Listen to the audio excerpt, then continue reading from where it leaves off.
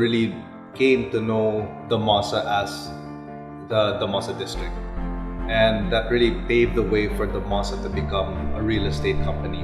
We continue to be the first in many things. It's that first mover advantage, and I think that also comes with being the homegrown company. An innovator is fearless. Innovation can only be derived at if one is not afraid to take risks in developing something that will change the course of its game and expand its horizon.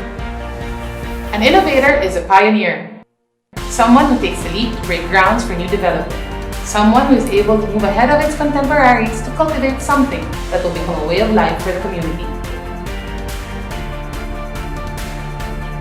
An innovator is a game changer. Building up on its legacy, it constantly evolves to create developments that define its present and sets the path for its future.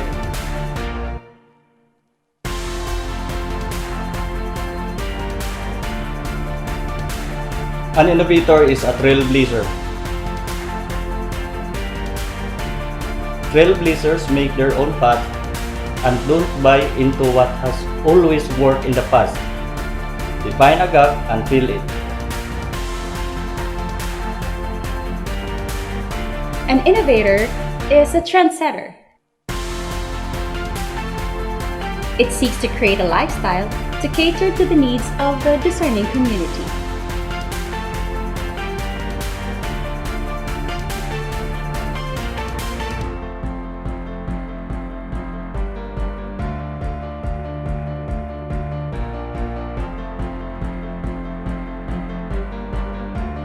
An innovator is an icon, established as an institution. An icon is a character that everyone looks up to.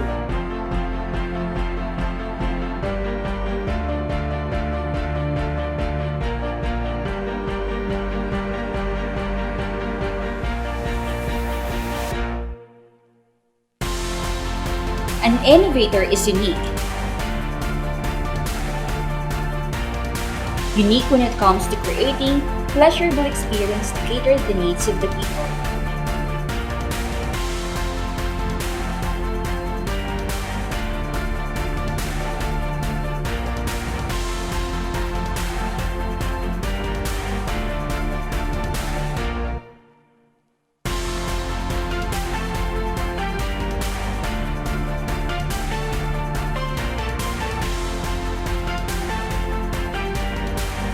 We want to continue to grow the business along all of those different business lines. And to be honest, I think we really have that potential to become the best developer here in Mindanao. We're the only one that's really advancing in all of the different kinds of business lines that we're involved in. I wouldn't say that we're the biggest developer, but I like to think that we're one of those developers that likes to take risks and to really get ourselves involved in areas where nobody wants to take that first step. And so I think that's really what makes Damosa Land really one of the best innovative companies in Mindanao.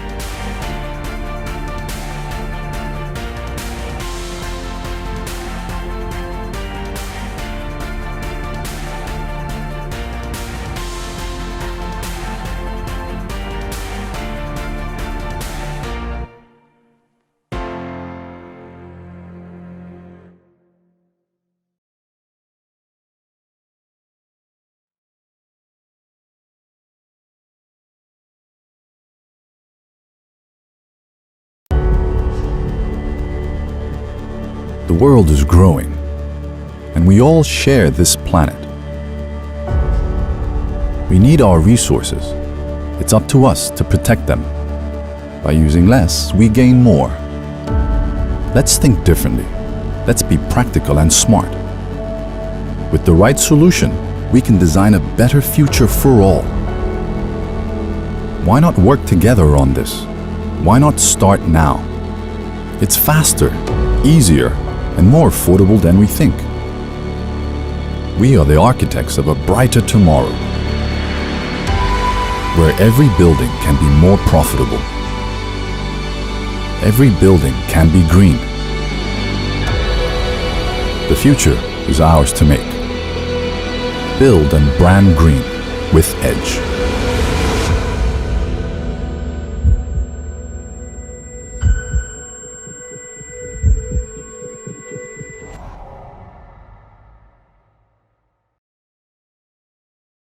Good morning, everyone. I am Daniel Salapong, Senior Manager for Landlord Representation Office Services for Colliers Philippines, and I will be your host for today. Before we officially begin, just a few reminders to our viewers. I know by now most of you are used to attending webinars, so this will be very quick. As you know, we have an open forum after the main presentation, and should you wish to interact with us and ask questions to the panel or the organizers, you may send a message through the chat box. If for any reason we are unable to answer all the questions sent, we will ensure to reach out to you via email. Next, the organizing team will be sharing insight papers from Colliers Philippines. We will be sharing those documents to you through a link in the chat box. Or if you need more information, make sure to follow us on social media via Facebook or LinkedIn, or visit our website at colliers.com. Ladies and gentlemen, we are ready to start our program, and welcome to today's webinar, Green Edge, Building Sustainable and Future-Proof Offices. This session is brought to you by Colliers Philippines in partnership with Baring Private Equity Asia, Arthaland, Damosa Land, and IFC World Bank Group. Building green, locating in green buildings are now becoming requisites for new developments and new offices. With environmental issues taking center stage, making workspaces green and gaining operational efficiencies in these sites can significantly improve occupier experience and also help with the bottom line. To formally begin this webinar, let us call on Colliers Philippines Director and Head for Landlord Representation Office Services, Andy Gomez, for the opening remarks. Good morning, Andy. Good morning, Daniel. Good morning, everyone. I just need access to turn on my video. Okay, here you go. Okay, good morning, everyone. Colliers Philippines is grateful for your attendance today. The country is faced with unprecedented times filled with challenges and uncertainties. While we have encouraging progress with the rollout of the government's vaccination program, the big question of what will happen next looms in everyone's subconsciousness. With every crisis comes an opportunity to make things better. For the office sector, the big question is, how can we make it safer and healthier for everyone as we navigate the road back to the office environment?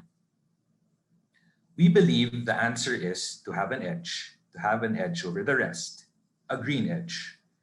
We're excited to have with us today pioneering leaders in green building initiatives, highlighting key developments and industry trends across the country, who will be able to shed light and share best practices in building your green edge in the real estate sector. We hope today's talks and panel discussion will give everyone good insights on how to make this happen. Thank you and enjoy the presentations ahead. Thank you very much, Andy, for setting the stage for what to expect in today's session. Let me now introduce our first keynote speaker for today. He is the head of Research Division at Colliers Philippines. He covers office, residential, retail, leisure, and industrial segments, and conducts macroeconomic analysis and regularly assesses the impact of economic growth to the real estate sector. He handles client engagements through market overview presentations to equity analysts, property investors, and real estate firms. He has become quite the familiar face in the property news circles as his reports have been featured on national news programs and broadsheets. And through the regular Colliers Review column in Inquirer Property, he lends his voice to the most pressing issues in the Philippine real estate sector. Please welcome Colliers Philippines Associate Director for Research, Mr. Joey Roi Bondoc. Good morning, Joey. Hi, Danes. Good morning. Good morning to our webinar participants.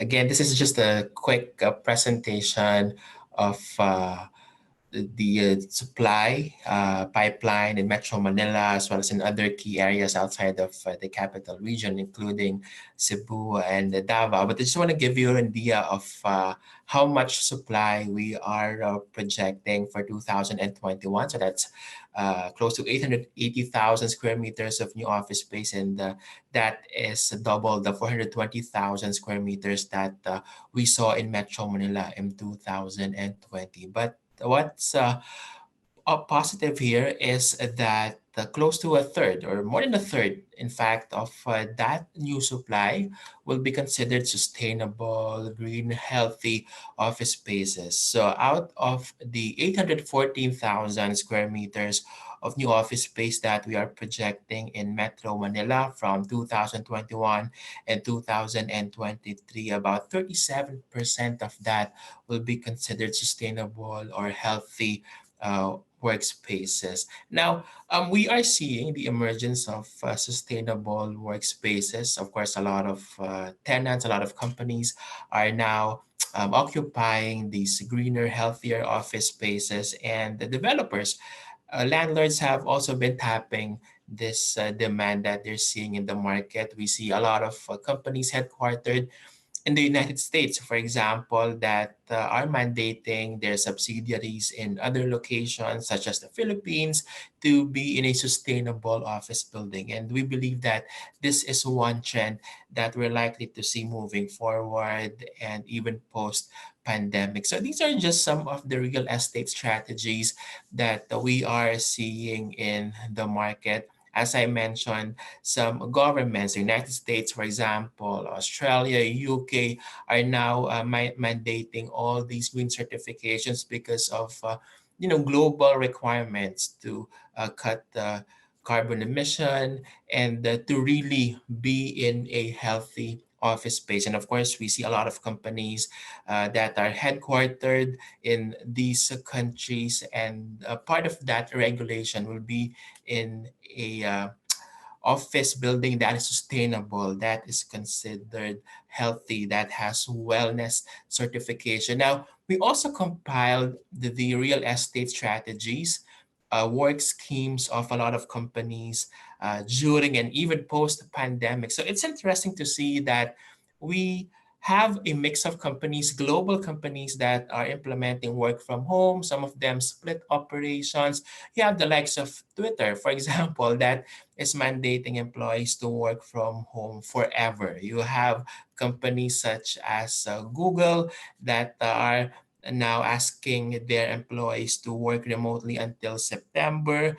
Companies such as KPMG that are implementing split operations, asking their employees to work from home but also report on site, and then the likes of Bloomberg that have requested their employees to return to office once this COVID-19 crisis has been contained. So as you can see here, these companies, while they implement work from home, they are also still occupying office spaces. So, the traditional office space will remain a an integral part of these companies' real estate strategies, and will continue to play a central role because a lot of employees, of course, are able to collaborate, brainstorm whenever they are in a traditional office space. So landlords should really be on the lookout for these opportunities for these companies to occupy more space moving forward. And one of the strategy that they have been implementing is, of course, to adopt all these sustainable and healthy wellness certifications, because they believe that moving forward, a lot of companies will be embracing this strategy and will be required to be in a sustainable, healthy, wellness, green, verde, LEED certified office building. That's why here in the Philippines, among our recommendations for developers, for landlords, is to continue to be on the lookout for opportunities. You have developers in Metro Manila, in Davao, in Cebu, and of course, I have my co-panelists later on that will expound on their projects and all the green and wellness certifications that they have. But of course, for tenants, amongst our recommendations is to maximize the availability of all these green, healthy spaces. And these buildings are all over the country, especially in key business districts in Metro Manila, Cebu, and Davao. And I believe that later on, my colleagues here will further discuss the options and the buildings that they have for tenants likely to occupy more office space in the next 2 to 3 years. So that's my presentation this morning, Danes. Thank you very much, Joey, for the valuable insights on property markets and sustainability. As promised, we have invited experts who are well versed in the construction of green buildings to discuss with us their projects and how being green was the ongoing mantra in every stage of construction. These projects are not just aesthetically pleasing, but also lends itself to making sure that the environmental impact of construction and operations are lessened, abated, or even eradicated. To give us a brief presentation about Makati Commerce Tower, which will be completed in the third quarter of 2022, he joined Baring Private Equity Asia in 2019. He has extensive real estate management experience in the Asia Pacific region, having added value on several office, retail, logistics, residential, and hospitality assets for the past 20 years. He graduated from De La Salle University, Manila, Philippines, with a Bachelor's of Science degree in Commerce, major in Marketing Management. Please welcome the Principal for Real Estate of Baring Private Equity Asia, Mr. Lyndon Lim. Good morning, Lyndon. Hello, good morning. Thank you, Daniel. Appreciate it for giving me the opportunity to present Makati Commerce Tower. In the beginning, when we were designing this building and intending to invest in the Philippines, we've thought of bringing to the Philippines our extensive experience in the Asia Pacific region in developing international grade A office buildings. Our development team internally has had projects in Korea, in Hong Kong, in Japan, and China, and other places. And we thought it's about time that we bring our extensive experience to the Philippines. So Makati Commerce Tower, if you go to the next slide, please. Makati Commerce Tower is a 37-floor grade A office building. I'm going to present some more slides later to show that it's easily accessible within Makati. We have quite good flexible floor space with column-free floors. We're also sustainable. In fact, we're targeting LEED Platinum version 4.0 when completed. We've also future-proofed the building with wellness features in light of recent events with COVID-19. And we provide convenient amenities for occupants. Next slide, please. In terms of design, the building is designed by Woods Bagot, a world-renowned architect. Makati Commerce Tower will rise 170 meters, and we think it will become a landmark in the Makati city skyline when completed in third quarter of 2022. The building will also feature one of the largest green walls in Makati as part of our commitment to sustainability. Next slide, please. In terms of location, we're located in Senator Hill Puyat Avenue, very near to Ayala Avenue and the CBD. We're very accessible from EDSA and also from the north and south from SLEX and Skyway 3. We're very close proximity to residential, retail, health facilities, as well as hyper accessible to all forms of public transportation. In addition to this, the future subway station in Makati is only about 400 meters away from us by foot. Next slide, please. In terms of our floors, as I mentioned, we have column-free floors. Our columns are all flush to the corners.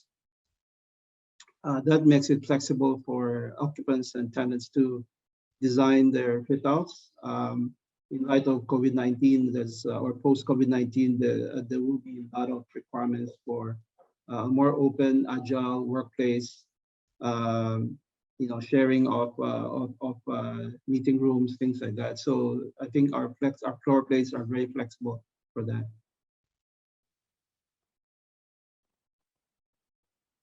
Yeah, we're also sustainable. So in fact, we're currently pre-certified LEED Gold. And as I said, we're targeting LEED Platinum when completed.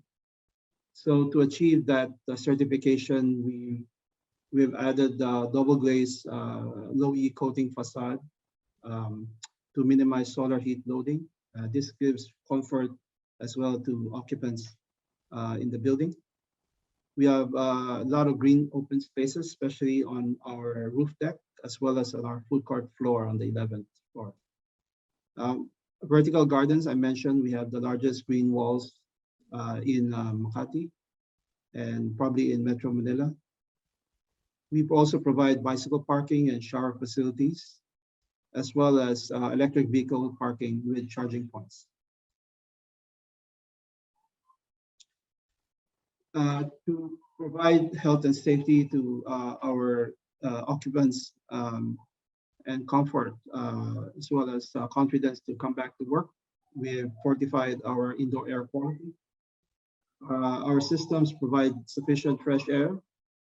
We have high efficiency filters on our AHUs, which ensures occupants' health and protection from a wide range of particulates, including bacteria and viruses. We also provide efficient air exchange rates that keeps the temperature consistent while venting out pollutants in the air.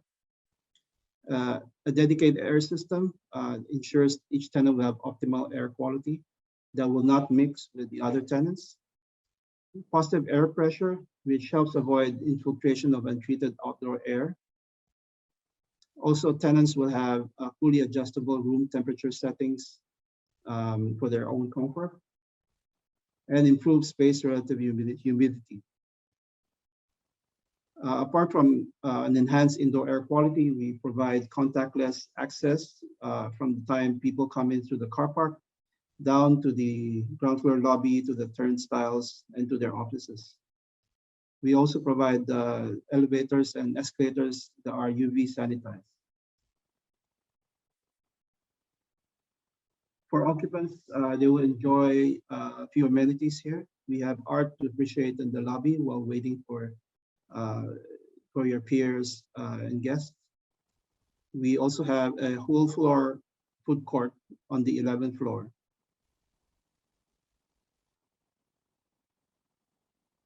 A few more building information. Our handover condition is bare shell, ceiling height 2.8 meters.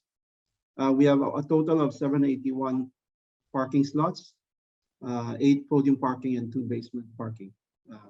So we believe in providing more than enough parking to occupants. Next slide, please. These are just some technical specifications. I won't go into the details too much, but our air conditioning system is centralized chilled water system, which will be very efficient and will provide energy savings. We have high-grade telecommunication system, and our genset is with 5 units, 2,000 kilowatts with N+1 configuration. Really, our building is designed for the demands of BPOs. Next slide, please. In terms of construction updates, we're currently 49% completed. Our construction is on the 18th floor, and our estimated completion date is September 2022. Fully committed to meet that date, if not earlier. The development here is being run by a lot of great consultants. Empresas Diesel Development Inc. is the developer, which is managed by Byron Private Equity Asia. Woods Bagot and Esteban Tan and Associates are architects. Meinhardt is our structural M&E facade engineering and lighting consultant. Datum is our general contractor. Ryder Levitt Bucknell Limited is our quantity surveyor. Gaudi Associates is our interior designer. Our lead consultant is Barone International. Branding consultants, Vitamin B. And of course, Colliers International is our exclusive leasing agent. Thank you, everybody. That's the rendering of the building at night, and it will look like that. It's very, very nice. Thank you. Daniel? Thank you very much, Lyndon, for your presentation. With all the features you mentioned about the Makati Commerce Tower, it is truly poised to be the green icon in the Makati CBD, and we look forward to its completion soon. Now, to give us an introduction about Arthaland Corporation, he is the Senior Vice President handling sales and leasing operations. Concurrently, he is the President and General Manager of Emera Property Management, the property management arm of Arthaland. He has 17 years of experience working in real estate. Please welcome on screen Arthaland Senior Vice President, Mr. Oliver Chan. Good morning, Oliver. Good morning, Daniel, and good morning to everyone. Thank you for joining us today, and thank you for Colliers for having this webinar for everyone. So as mentioned, I'm with Arthaland, and as you can see, our tagline there is building sustainable legacies. And we believe we are the foremost green developer in the country, wherein we have committed and have so far proven that 100% of our projects are certified by LEED, Verde, EDGE, and WELL. Now going on to the next slide.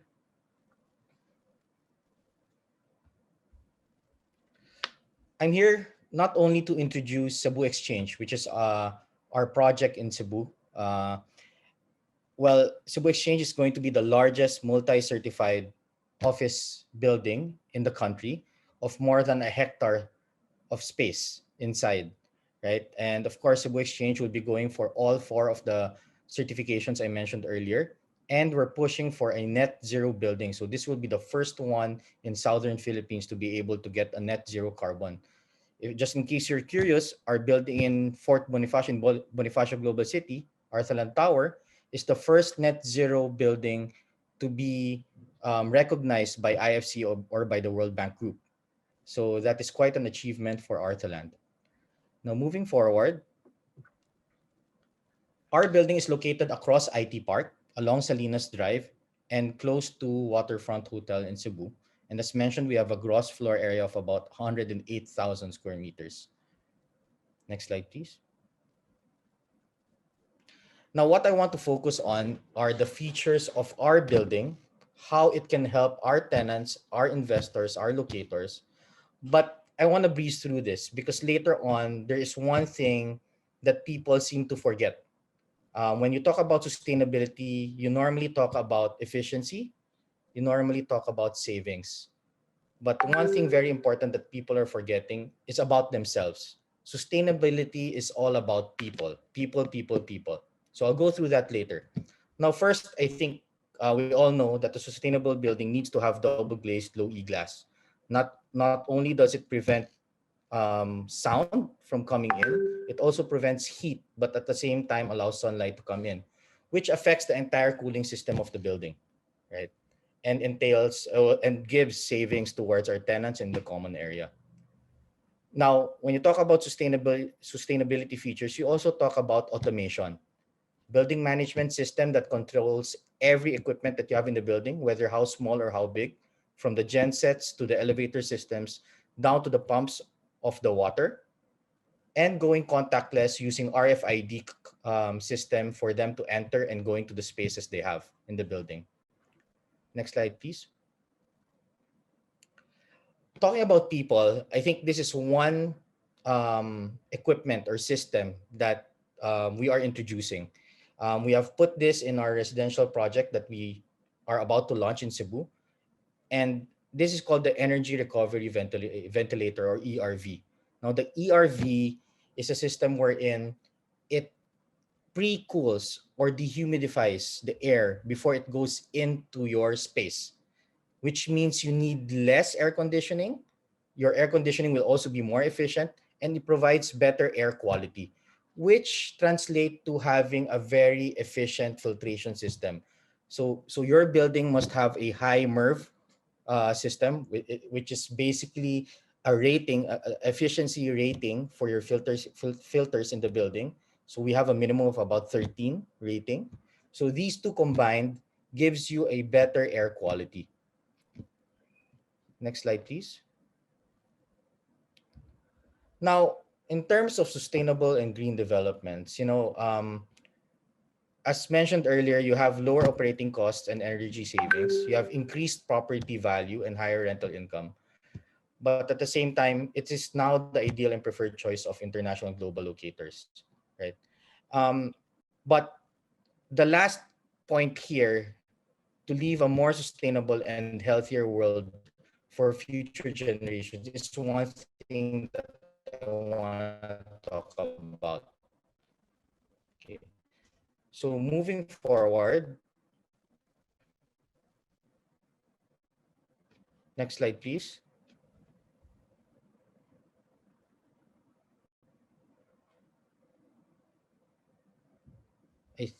Okay, now lower operating costs because of, sorry, I think we skipped slides, but okay. Lower operating costs depends on the type of equipment you have in the building.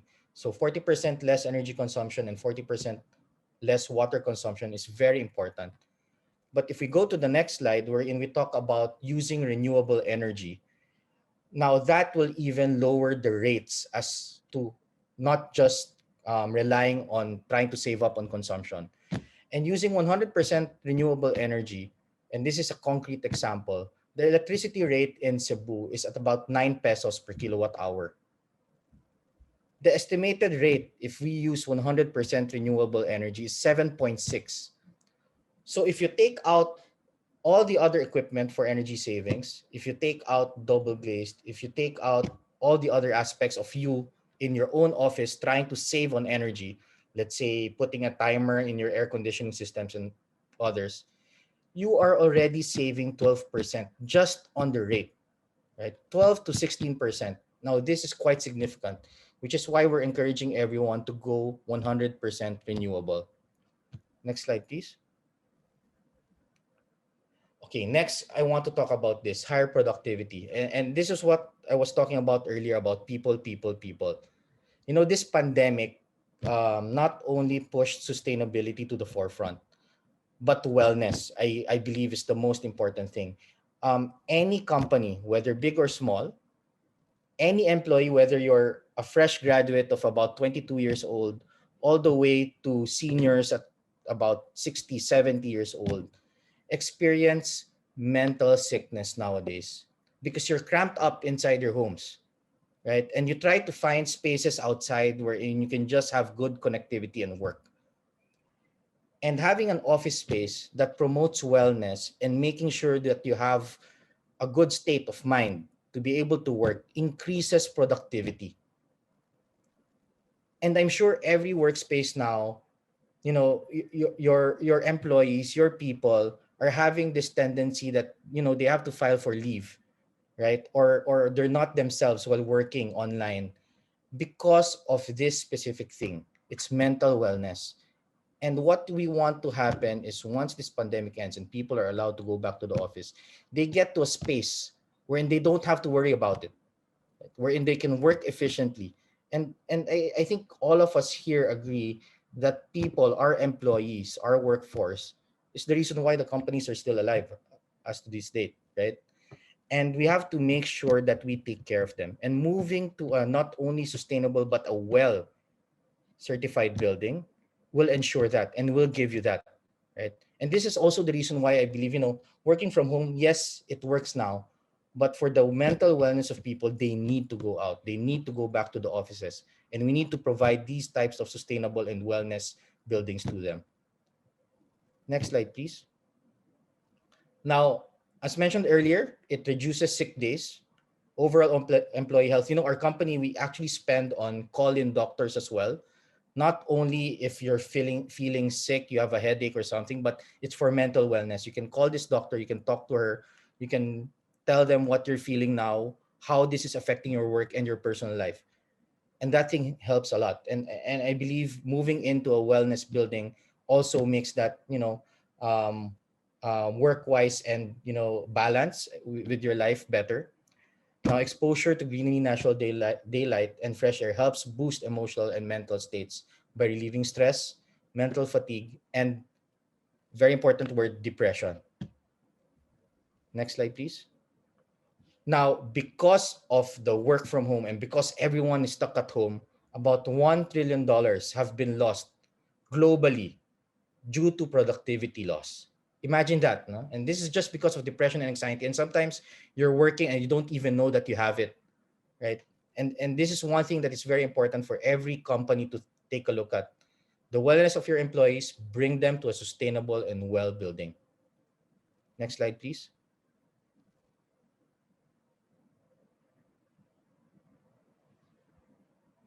Now, this is a portfolio of all our projects in Arthaland. ARIA is still the first and still the only dual certified residential project in the building in terms of sustainability. And we're adding to it, even though it's fully turned over 8 years ago to 10 years ago, we're going to add to the certifications at our cost.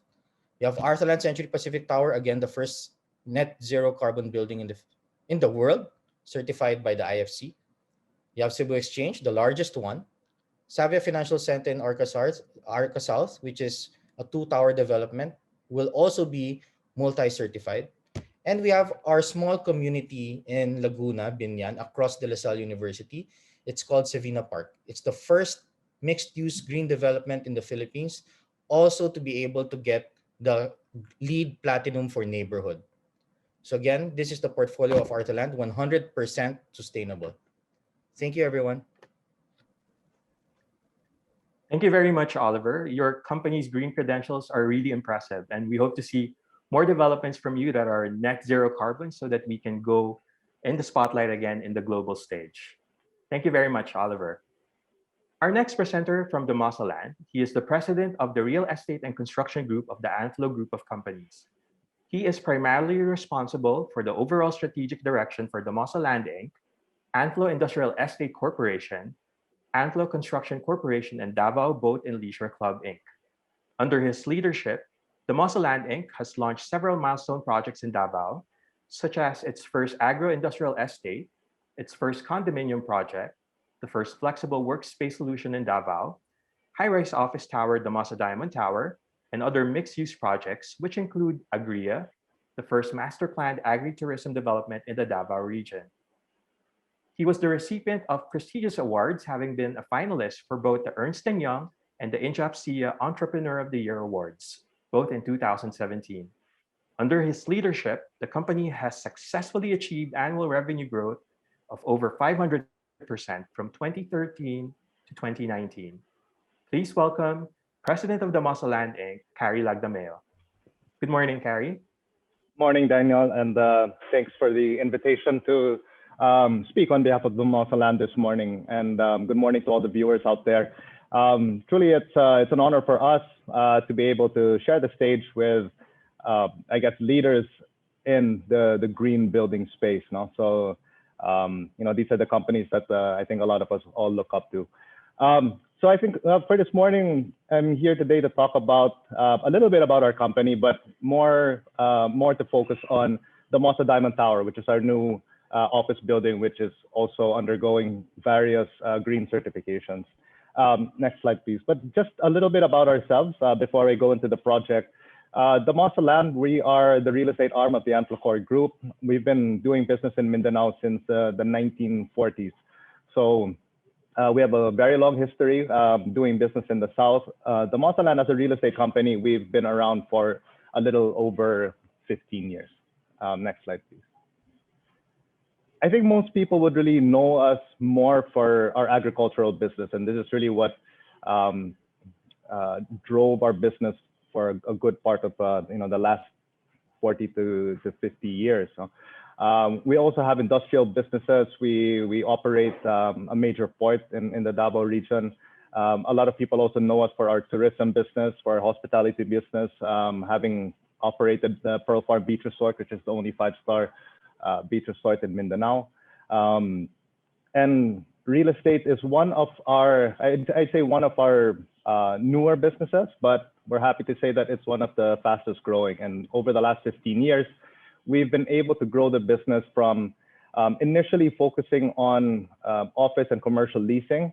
Then we branched out a couple of years ago into residential development, hotel. We also put up several hotels across Mindanao. Some of the newer ones is our industrial parks and our mixed-use development. So I think you could consider us a full-scale real estate development company, but I guess what the common denominator is here, excuse me, is that we are a proudly Mindanaoan company.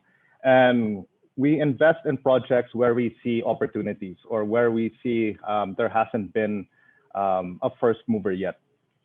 Next slide, please. So our office leasing business continues to be one of the most important business lines under Damosa Land. And over the years, we've increased our leasable spaces to today, it's about 38,000 square meters, although 20,000 of this is from our new building, Damosa Diamond Tower, which was just completed last month. We have about 60 office locators, and this is a combination of corporate offices. We have large BPOs that have located with us, shipping lines, even law offices, and various other businesses. In our IT park, which was actually the first IT park registered with PEZA in the Southern Mindanao, this was established way back in 2007. We have roughly about a little over 4,000 employees working in the park today. Once Damosa Diamond Tower would be occupied, I believe this will double to about 8,000 workers. We also are into the flexible workspace business, having partnered with the IWG group to bring in brands such as Regis and HQ to Mindanao. So when you look at our office leasing portfolio, we have our permanent space, we have our flexible workspace, and we have 2 locations at that. And earlier in Joey's report, there were talks, or there was that whole notion about going back to the office, and the type of work that will be done is in a hybrid manner. And so what we're trying to promote here is that we have many options for all of our would-be locators. So everybody has different needs. So if you need permanent space, we have that. If you want flexible workspace, and you want to be able to scale up, scale down as you need to, and if you need multiple locations, we have that as well. And I think that's something that we're quite proud of, and something that I think for today, we're probably the only ones that can, or that has that advantage in the Davao region. Next slide, please.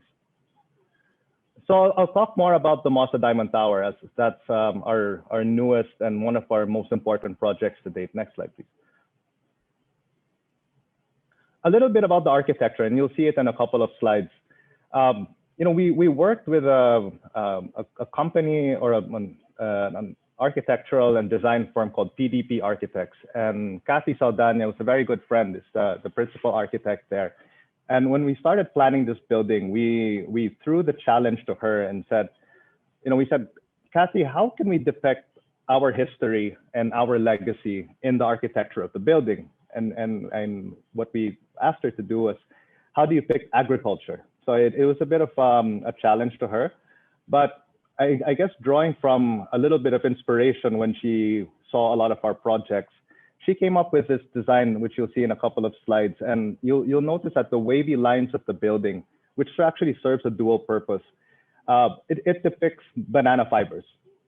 So it's looking at a cross-section of banana fibers. And again, it's something that's so important to us, because that's really been one of the, or actually our biggest business, and still is to date, is the export of Cavendish bananas. And it's also been one of the most important industries in the Davao region. So it was, I guess you can say, putting a lot of symbolism, a lot of heritage into the architecture and design of this building.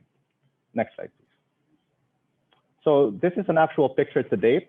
The building is substantially completed, save for a couple of architectural finishes, which is what you see on the outside. These are the architectural fins, which, as I mentioned earlier, it depicts the waviness of banana fibers, but it also acts as a buffer for sunlight, and it will reduce the amount of sunlight that goes into the building. So our Damosa Diamond Tower, we currently are undergoing 2 certifications. Our EDGE registration and Verde registration. These are both, hopefully we'll be getting these in the coming weeks, because we've been working on these for quite some time now. For EDGE certification, from what we understand, In terms of office buildings, we'll probably be the first in Mindanao to have an EDGE registered building, or an EDGE office, an office that's registered under EDGE. And for Verde, we'll also be the first to have an office building registered with Verde in Mindanao. So we're looking forward to that. Next slide, please. Some of the green features that we'll be featuring, as I mentioned earlier, the architectural fins, which act as a deterrent for sunlight, low E glass, of course, we'll be recycling rainwater, and solar panels. I think for the solar panels, this is interesting because as we know, most buildings don't have much roof space to put on solar panels. But what we did was, in one of our other buildings, one of our first buildings inside the IT park, which has a very wide roof space, we placed solar panels on that building. But the solar panels, or the energy that's generated from those solar panels, will be directed towards the Damosa Diamond Tower.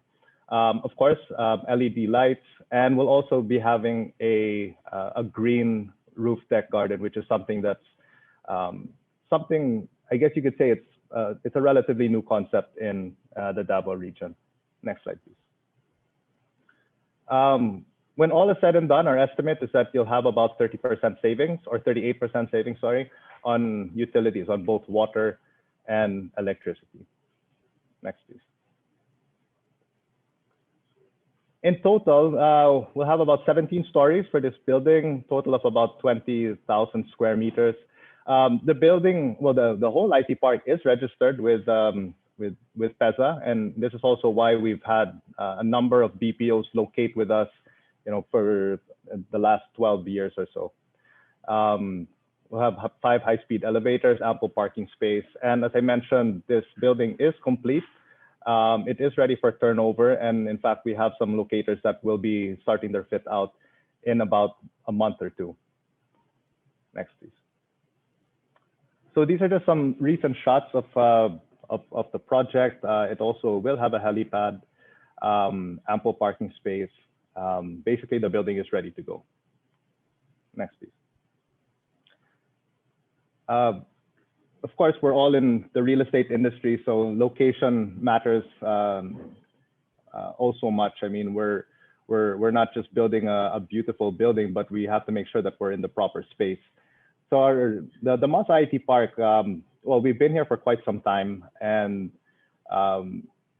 the area that we are in Davao, which is what's called the Lanang area, it's in the northern parts of Davao, and over the last few years, it's become the center of many township projects that have been undertaken by some of the biggest township developers in the country today. So as Welaco, for instance, this is a major project of Ayala Land. This is only about 3 kilometers away, and right now it's home to, I believe it's the most expensive condominium project in the city today. Mega World also has their Davao Park District. This is only about, I would say about 300 meters or just walking distance from our project. And also SM Prime has some major projects nearby. So aside from all of the green features that we have, we're also in a very bustling and probably the next business district in the Davao region. Next, please. And since we have been established here for quite some time, I mean, the place is complete with all of the other different needs that you want when you put your office here. So of course, restaurants, banks, remittance centers for your employees, and other types of services. So I think the next slide. So for this slide, we'll just show you a quick flyby of the project. As I mentioned, this was completed last month. And yeah, we're very proud of this project, and we're happy to show you this next video. So next slide, please.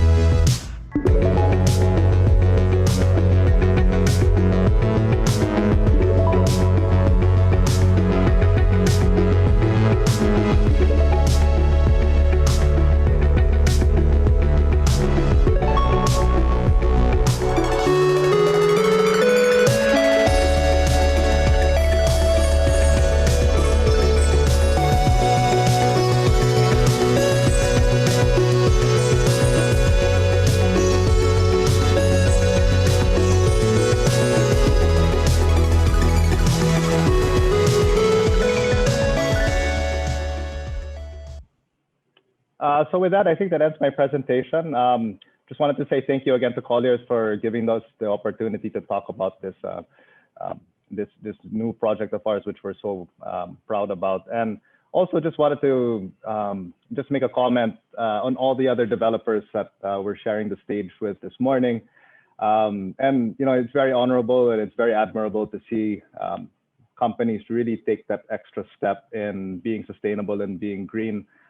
These are good examples for us in Mindanao to follow, and we hope that more and more companies really keep sustainability in mind when developing their projects. So again, thank you and good morning to everyone.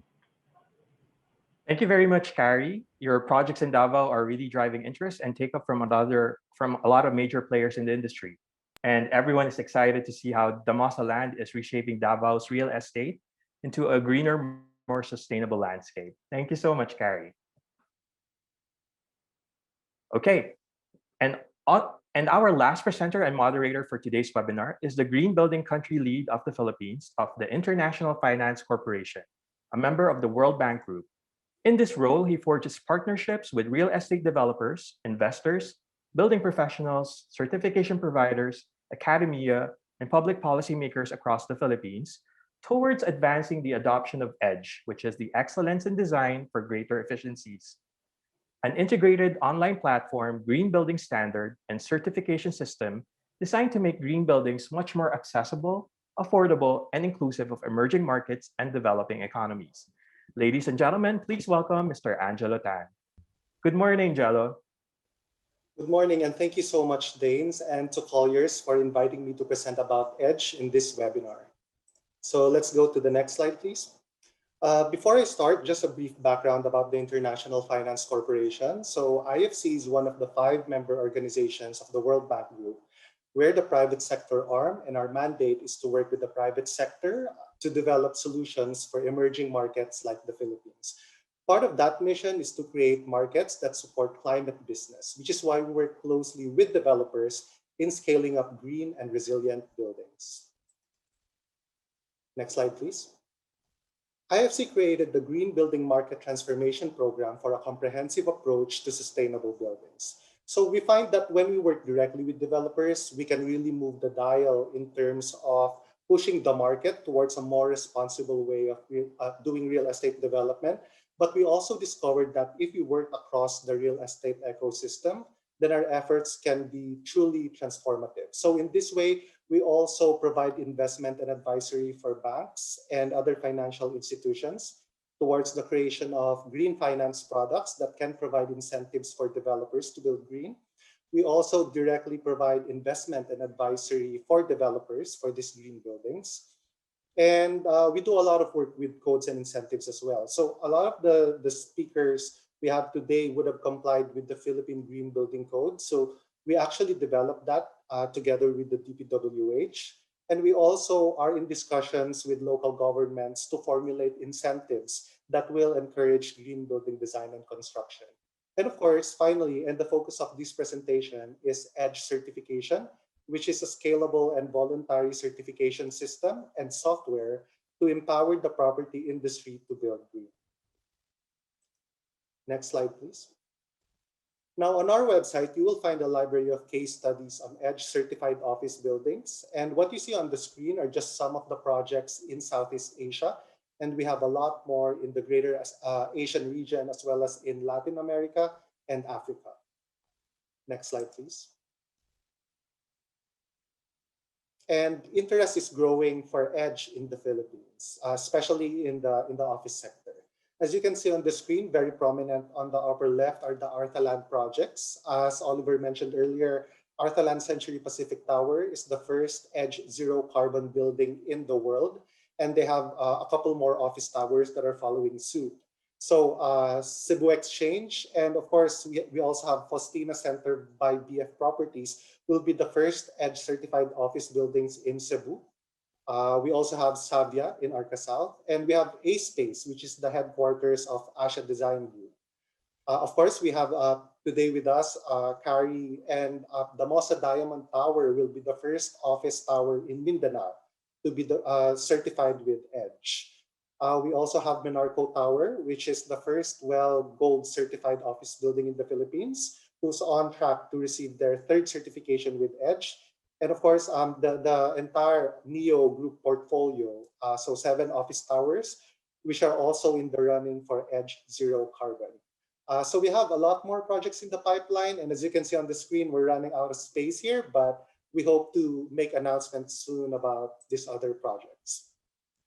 So EDGE is not just limited to office buildings. As we say in the EDGE team, if you have a structure that has 4 walls and the roof, then we can definitely certify it. So this is very meaningful for integrated developers like Damosa Land and Arthaland, who also have residential and retail developments. So we can also go in and certify these components of their mixed-use projects. Let's say if Baring Private Equity also invests in, say, hospitality projects or institutional buildings, then we can also go in and certify those buildings. Next slide, please. Now, what is EDGE? So again, EDGE stands for Excellence in Design for Greater Efficiencies. It's a green building rating system that's designed to be easier, less expensive, and more inclusive for emerging markets. Now, there are several components to EDGE that set it apart from other green building rating systems. First, there's the free software that helps developers choose the most cost-effective ways to build green. So the software is free and can be accessed from the EDGE website. So after this webinar, if you actually want to look at the free software, you can go to edgebuildings.com and create an account. It's free and you can start playing around with it for your projects. The second component is that EDGE is an achievable green building standard with a 20% resource efficiency criteria. And what this means is that if a project can achieve 20% efficiency for energy, water, and materials, then it can be certified with EDGE.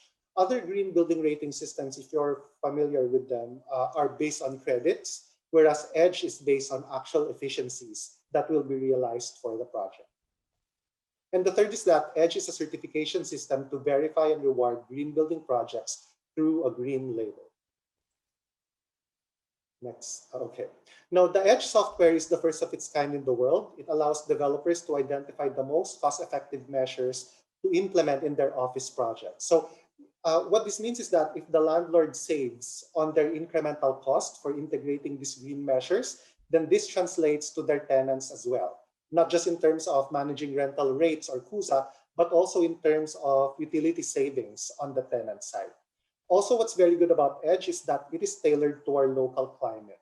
So the measures are very relevant to climatic conditions in the Philippines. Now, this is what the EDGE app looks like. Again, this is free, and anyone who has an internet connection can just go to our website to access it. We also have demos that are available on the EDGE YouTube channel. So when we say 20% efficiency, we mean that your office building will be compared to similar developments within the vicinity of the project, which is how we define a baseline building.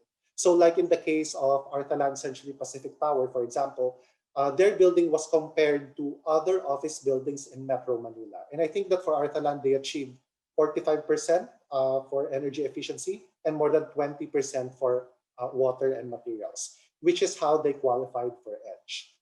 Now, to make this comparison easy for EDGE users, all the magic happens in the background of the app. What you can see on the EDGE app are just the sustainability measures across energy, water, and materials that you can implement for your project.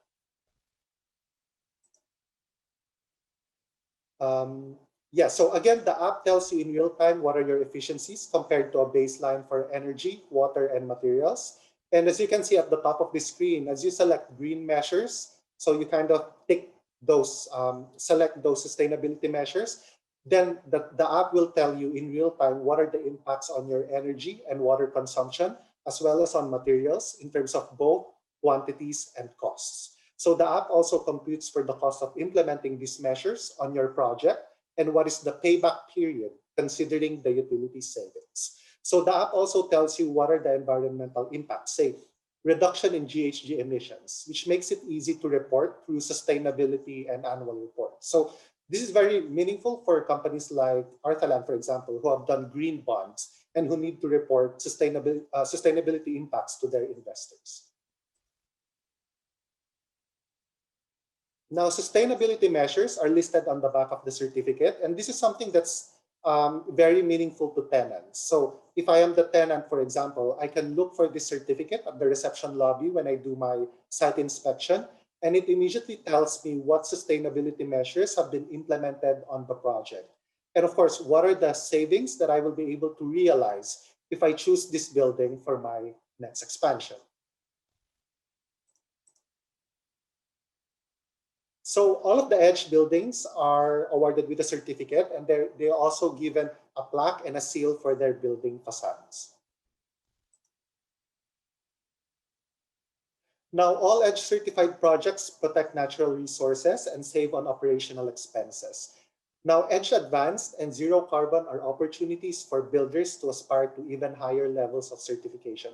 You will be surprised because a majority of the projects that are certified in the Philippines are actually EDGE Advanced. And as I mentioned, Arthaland Century Pacific Tower was the first EDGE Zero Carbon building in the world. Now, in terms of the EDGE certification workflow, EDGE projects receive a preliminary EDGE certificate at the design stage and a final EDGE certificate at the post-construction stage. In terms of certification fees, this ranges between $5,000 to around $10,000 for the developer, but it depends on the size of the project. And this makes EDGE less expensive compared to conventional green building rating systems.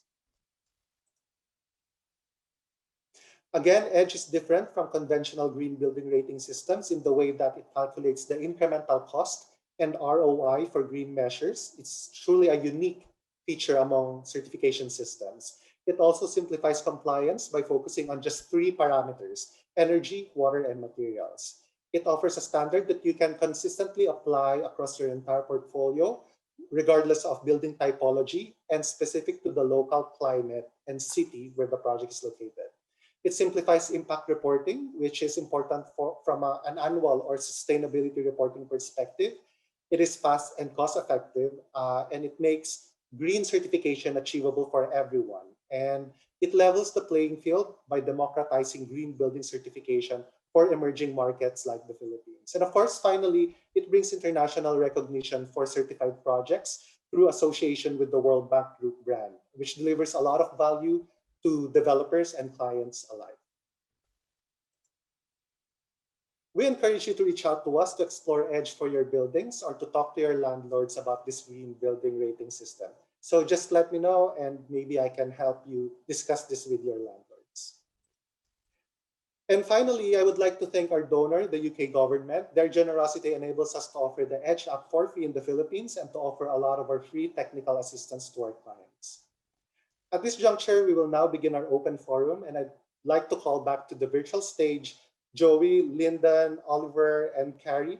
And again, big thanks to Colliers for giving us the opportunity to conduct this interactive session, where we hope to ask the most important questions on green buildings from the developer perspective and what this ultimately means for our potential tenants.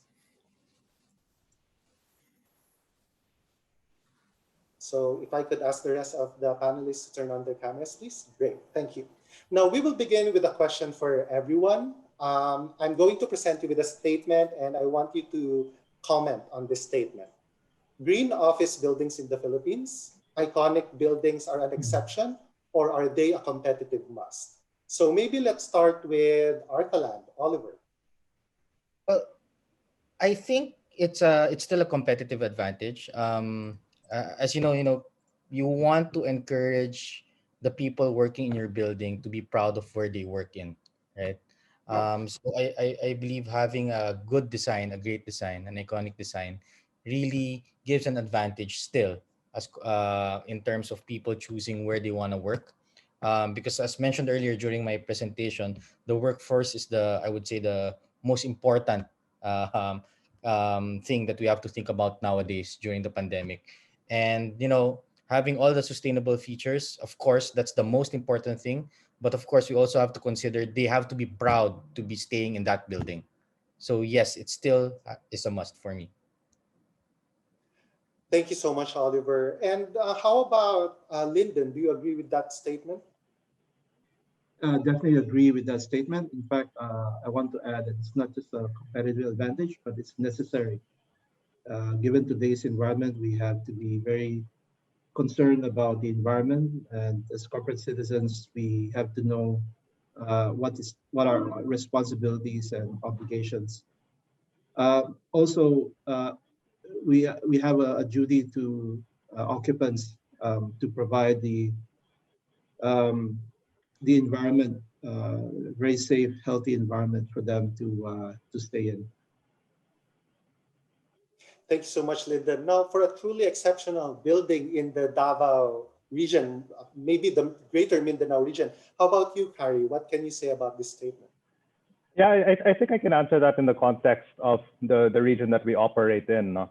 And the whole concept of building green buildings is relatively new in Mindanao. But with the rate of adoption of new concepts and trends becoming much, much quicker than they used to be, we believe that it will become the norm in a couple of years. I think aside from us, there probably are a couple of other buildings that are, or not just buildings, but just projects in general that are looking at green certification. So it will become the norm. I mean, after all, Davao City and just Mindanao in general is still considered probably the greenest places in the Philippines. So I think we have that opportunity now to keep it that way. No? So hopefully more buildings will make it the norm. I think we can all agree that green buildings need to become a must and not just something that can make our buildings an exception or an iconic trophy building. How about from the perspective of Colliers? I know Joey, you have a broader perspective on this topic. Can you share some insights? Well, perhaps I want to specify it, and from a real estate researcher's standpoint, definitely it provides a competitive advantage. As I mentioned, the share of these green sustainable buildings, the total new buildings that will be completed in Metro Manila alone, for example, is increasing currently at about 37%. And we see this becoming a trend moving forward. Of course, as I mentioned earlier, I showed you the global companies that are planning to implement hybrid work models. So they will definitely be reporting back to offices. And if you're a developer, you want a corner and bag these lease contracts, right? So it definitely provides that competitive advantage. But I also agree with what Cary, Lyndon, and Oliver mentioned. It will likely be the norm moving forward post-pandemic. And in fact, based on the report that we released, which you may download today, this development of green office buildings, sustainable office buildings will likely stoke the property development moving forward and will be a major plank of office leasing recovery here in the Philippines.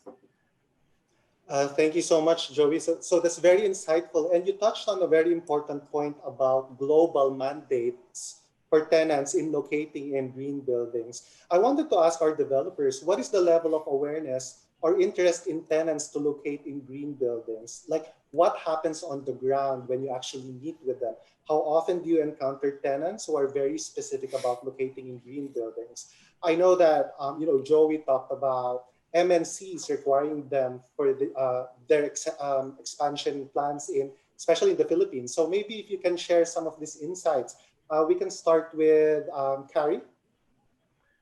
Yeah, I mean, from our experience, and again, we're relatively new to this space, but from the tenants and the future tenants that we've spoken to over the last about a year and a half, especially if they are out of town potential locators, or especially if they're Western companies, they'll always ask if the building is going for some kind of green certification. Even some of our tenants today, some of the ones that are going to be entering into Diamond Tower, from what we understand, their partners or their head offices are requiring them to eventually go green. So definitely we see that it's going to be a requirement. So we see the trend from foreign companies or multinational companies, and of course, local companies will eventually follow that trend.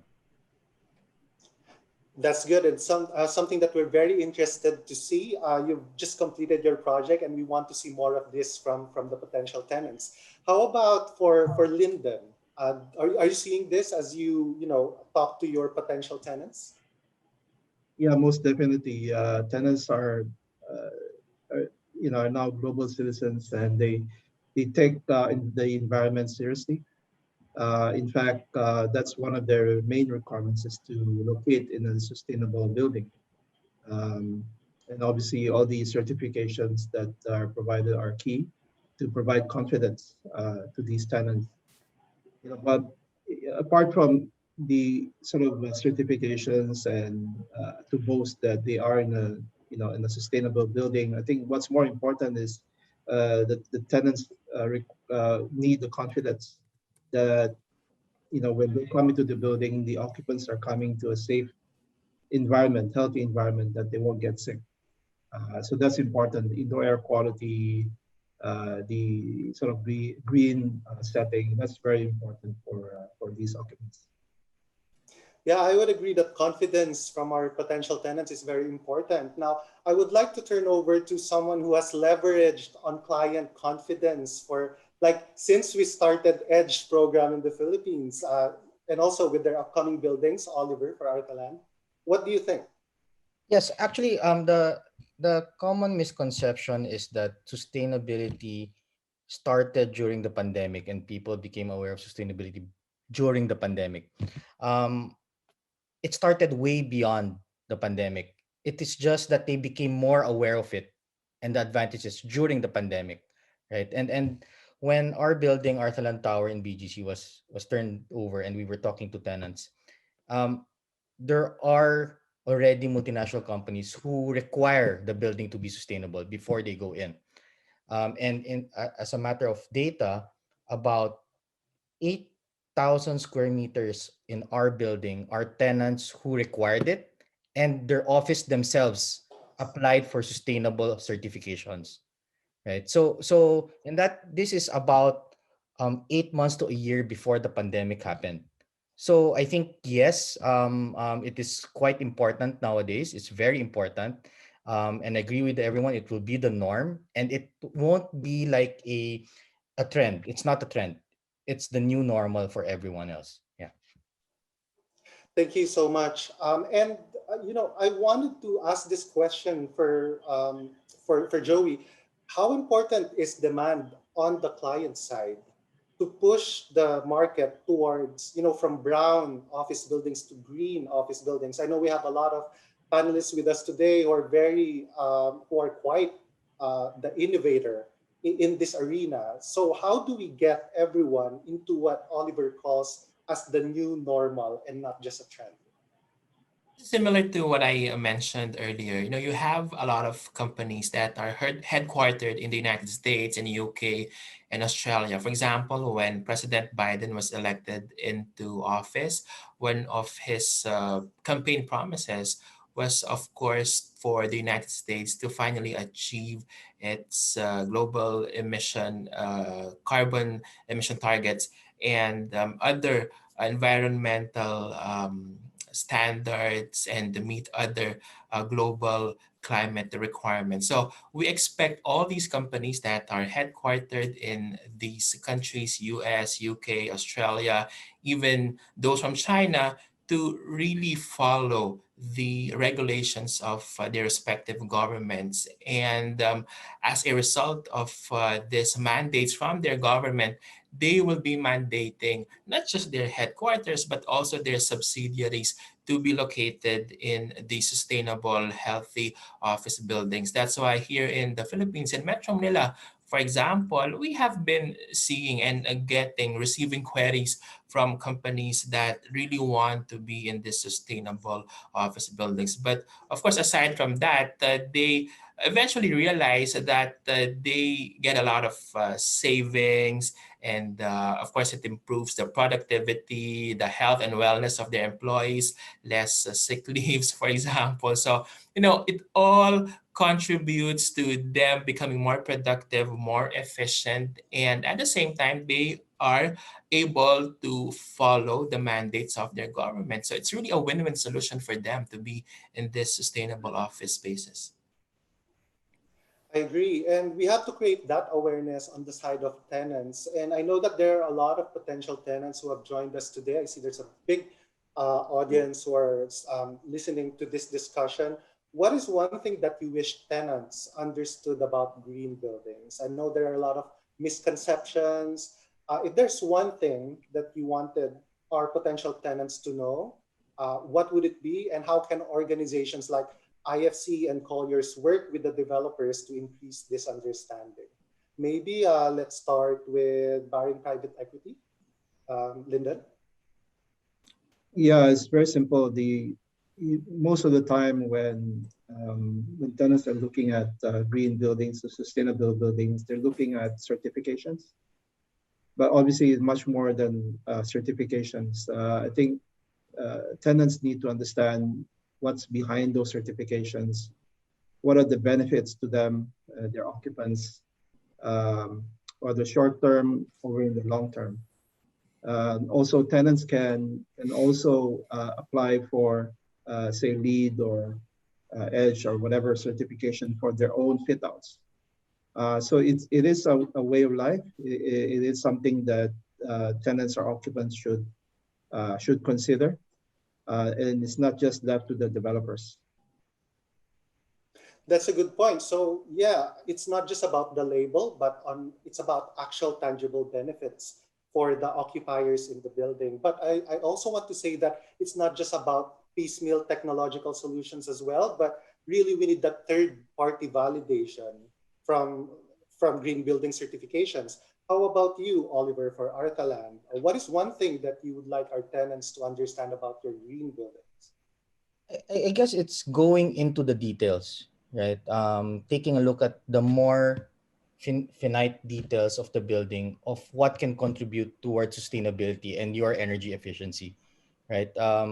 When you talk about common misconceptions, they think sustainability is having a garden and open spaces, and it's now the top or the biggest, sustainable building out there. And I guess when you go to the details, when you talk about the type of glass that you use, talk about the specifications of the building. That's where you see a real sustainable building. Small details like I noticed in the presentation of Cary, parking slots at 1:70. You rarely see that, but it's a notch above everyone else. The normal thing that you have for parking is 1:100, right? But the specifications that you add in that people sometimes don't notice because they don't know that it's that important, right? And things like that. Once they get to understand what to ask and what to look for, then things are going to be changed totally in terms of which buildings they go to. And I believe the IFC program gives them that benefit. They can actually see from the specifications all the way to how much they can actually potentially save, right? And those details are very important for them to be able to move into a new building. Thank you so much, and we're happy to partner with you. And you made a reference to the Mosa Diamond Tower. How about you, Cary?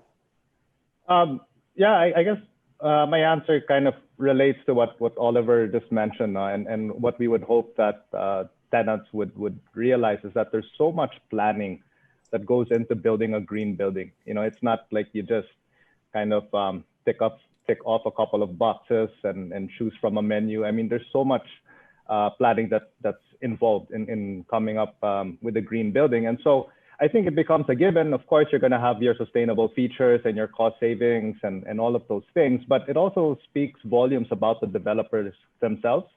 It shows how much time and effort and planning they put into your particular project. So being in one of their buildings, we hope that the tenants will realize that they will be taken care of, not just today, but for the future, for a long time moving forward. So it's that, well, to use a Filipino term, they'll understand that there's really that malasakit of the developer in coming up with these projects. Yes, taking care of the customers, the locators, malasakit is a very good point. How about you, Joey? Are there any misconceptions about green buildings? What do you want our potential tenants to understand about this technologies, for example? Whenever we would talk to occupants, to the tenants, they would say that it is very expensive, costly to be in a green building. They have that misconception, but eventually, they realize that they're able to save on electricity, on water, really huge savings on utility cost. But of course, it's it also provides a lot of benefits to their employees. And of course, the health and wellness of your employees is of utmost importance, especially during this pandemic. And we hope that through these webinars, tenants are educated and are informed about the benefits, and that for the long term, the benefits really outweigh the costs. No, the pros really outweighing the cons of being in a green office space. That's a very good point, and that's something that I contend with almost on a daily basis. Like there is this notion that green buildings are expensive, and there may be a real cost, additional cost to it. It could be a perceived or a real cost, but often it is overestimated. And I think it's important for us to have this discussion so potential tenants can understand that it's not that expensive. Now, I would like to turn over back to Damosa Diamond Tower. Perhaps one of my favorite features in your building is the facade, those architectural things and the way that it incorporates Antocor's rich heritage from its agricultural business. How does this translate to your tenants? You mentioned there's energy efficiency and what else? And can we see more of these features in your other developments as well? Yeah, so I mean, the architecture of the building, as I mentioned earlier, it really has a dual purpose. No? So I mean, it's not just architectural, but it serves to deflect the sunlight, and hence, along with the low E glass that we have, so you'll be using less energy, less aircon and things like that, less lights in your particular office. So there will be cost savings, but again, and I think eventually when people come to understand what the architecture is all about, I think it's something that they'll be proud to be in, a building that has so much symbolism and really, I guess, is a symbol of the rich heritage of the region. So it's like you're not just putting your office inside a box. I mean, there's really a story behind it. So I think that's something that was very important to us. And that biophilic design really has an impact on mental well-being as well, I think. So it's as Oliver mentioned, it's not just about gardens, but these architectural features can actually help. Now, Arthaland's offices are some of the biggest green offices in terms of GFA. We have Arthaland Century Pacific Tower with 40,000 square meters, Savia with 60,000, Cebu Exchange, which will be the biggest at more than 100,000 square meters. What's the outlook for other upcoming projects, and what next wave cities are you exploring at the moment? Well, we're looking at practically the same area. We're launching a Cebu residential project, which will be multi-certified as well in terms of sustainability. And I think the nice thing about our developments, we have already committed not only locally but internationally to our 100% of our portfolio to be net zero by 2030, right? And that's existing and new projects. And that's one thing that we would like to encourage everyone to do so. We are working on new projects coming up soon. We have one in Makati, which we will be doing soft selling probably by tomorrow. And again, I guess it's the commitment of the company. It's in our DNA, and together with IFC, the rest of the developers here, I think we should be able to push sustainability forward, and for others to learn and to follow to our footsteps. Thank you so much, Oliver. Now, in a moment, I'm going to wrap up the panel discussion. But before that, just one question for Baring Private Equity Asia. So you have a strong regional presence, being one of the best performing private equity firms in Asia. Did your international knowledge and expertise factor into your decision to certify as a green building? And maybe perhaps if you can share about your ESG and how it figures into your investment strategies? Yeah, sure. In terms of your second question, definitely we are, as a company, that's our commitment in all our projects. We invest in various things. We invest in companies themselves, but we also invest in and develop real estate. For example, we have a big real estate logistics platform in China, and we're developing logistics facilities all across China. And the sustainability is at the heart of what we're doing over there. And as I mentioned earlier, we also we have developed all these projects with sustainability in mind all across the region in the past. So we're bringing that expertise and experience to Makati Commerce Tower. In terms of what we do, sustainability is a big part of our real estate investment day-to-day operations. When we see a project, we start with due diligence. We hire consultants. We make sure that environmentally it's all up to par. And if there's any remediation involved, we get that done before we start developing. In development, we always make sure that it's sustainable to the best of standards. So Makati Commerce Tower will be LEED Platinum when completed, the latest version. And because we believe that a LEED Platinum building as an investment provides good value, not just to the developers, but also definitely to the tenants and the people who occupy the building. Thank you. So it's about delivering value for end users. And, we've run out of time. This is a great discussion, but I wanted to ask if our panelists can, give us some closing statements before we close out the panel discussion. Maybe let's start with Joey. Thank you, Angelo. Of course, the sustainability of office spaces will likely be a part of the new normal. And we believe that the take-up of these green, healthy, LEED well certified office buildings will help in the recovery of office leasing across major business districts and key office hubs in the Philippines, Metro Manila, Cebu, and Davao. And we really encourage developers, landlords to take advantage of the opportunities that they see in the market. And of course, for tenants to also maximize the availability of these healthy spaces. And of course, I also am encouraging our webinar participants to download our report, which was released by Colliers Philippines research team. So thank you. So let's take advantage of these opportunities. Oliver, what do you think? Oh, well, I can go on and on about the benefits of sustainability and why we should do it. But I guess what I want to say is that sustainability is our responsibility, whether as a developer, as a tenant, or a normal citizen of the country. It's our responsibility to go into sustainability and wellness. And instead of going on about Arthaland as well, I saw a question about how can they start, right? In the question and answer. And as a tenant of the building, start small and do it step by step.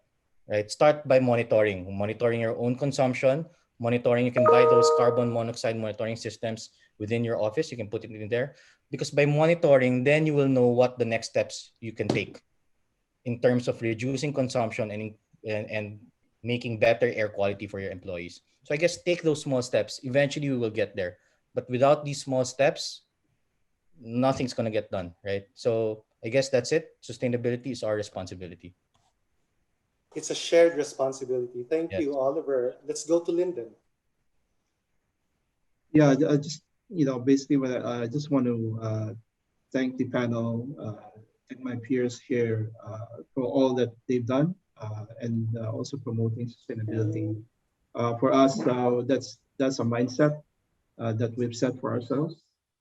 From day one, we've designed the building to be the best that it can be in the market, an international grade A building with, a LEED Platinum, and also the wellness aspect, which is pretty much invested for the benefit of the occupants.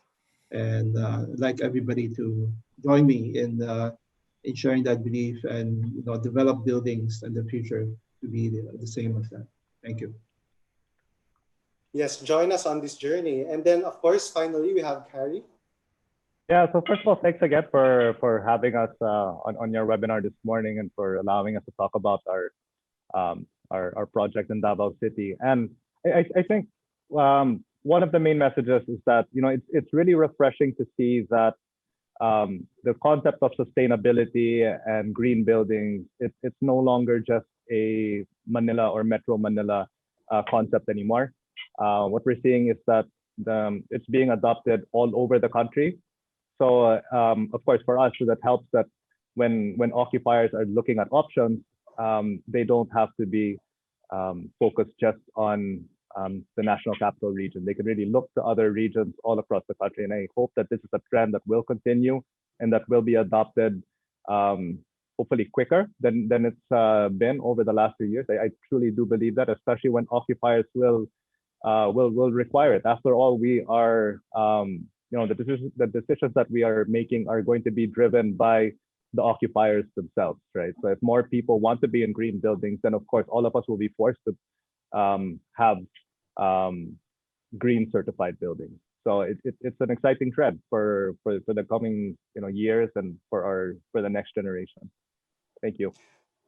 Thank you, Cary. So let's look to the south, because we also have very good developments there that make a lot of business sense and environmental sense as well. So thank you so much to our panelists. And unfortunately, we've run out of time. I do recognize that we have some questions on the Q&A box that we weren't able to address. So we'll just endorse this over to Colliers for any follow-ups. Thank you so much for tuning in. And again, thank you. Danes? Thank you so much, everyone. The questions and the ensuing discussions were very insightful. We are very grateful for our panelists and our speakers' time. So thank you again to Joey. Thank you, Lyndon, Oliver. Thank you, Cary. And thank you so much, Jello. Thank you. Thank you. Thank you. Thank you. So we would like to express our gratitude to everyone for attending today's webinar, The Green Edge, Building Sustainable and Future-Proof Offices. If you sent in your questions and they weren't addressed during the open forum, the team from Colliers Philippines will reach out to you via email after the event. And now, to give the closing remarks, we would like to call on Colliers Philippines Managing Director, Mr. Richard Raimundo. Thank you, Danes. Thank you for attending another Colliers webinar with our topic today on building sustainable office developments. Thank you to our panelists and speakers for the fantastic presentation and the lively discussion. I hope that you were able to get valuable insights that you can apply to your business. Watch out for our upcoming webinars. Our next one next week will be an update on the Cebu property market. So please register now, and I hope to see you there. In the meantime, please stay healthy and stay safe. Bye. Thank you very much, Richard. For our viewers today, you're welcome to reach out to the organizing teams if you have other questions and other comments and clarification.